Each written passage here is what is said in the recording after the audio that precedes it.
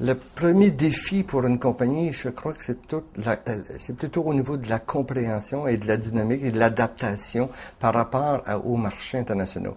Nous n'approchons pas certains pays d'Asie comme le Japon de la même façon qu'on approche un pays comme l'Allemagne ou l'Angleterre ou les États-Unis.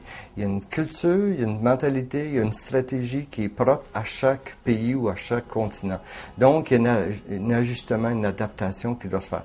Donc, c'est un défi énorme pour quelqu'un qui démarre. Mais ce qui est le plus important, c'est que cette personne-là qui sera responsable d'une compagnie, que ce soit en théâtre, en danse, au cirque, en musique, de bien comprendre la dynamique et de faire des choix stratégiques en fonction des différents marchés et en fonction des productions, des créations qu'il désire présenter.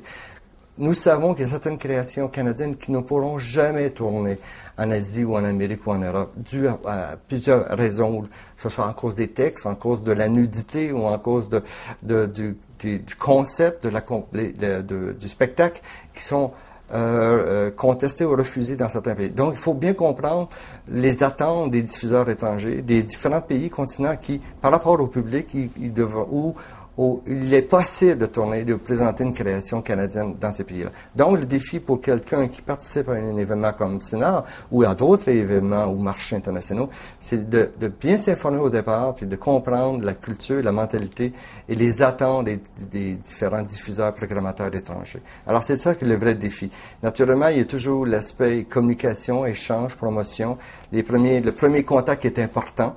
Et d'établir encore ce pont, ce lien entre les compagnies et les acheteurs potentiels, les diffuseurs. Voilà. Et c'est ça le grand défi. Il y a plusieurs façons. Encore une fois, il y a soit par des personnes qui ont déjà cette expertise à l'international, qui vont vous introduire au réseau international et qui vont vous représenter. Et il y a plusieurs façons. Il y a des compagnies qui vont travailler par eux-mêmes, qui vont aller sur le terrain et qui vont essayer d'établir leur propre contact, leur propre lien, tandis que dans certaines compagnies qui vont travailler avec des agents, des représentants qui sont bien établis sur leur marché commun, sur leur territoire et qui connaissent bien les demandes et les besoins des différents marchés. Donc, il y a deux façons, il y a deux stratégies à utiliser, mais selon le choix, selon l'intérêt, la façon que chaque compagnie va travailler en fonction des créations, des productions et en fonction des pays et des territoires. Alors, c'est un peu difficile de dire quelle est la meilleure solution, la meilleure façon. Tout dépend un peu de la philosophie, dépend un peu des créations, ça dépend.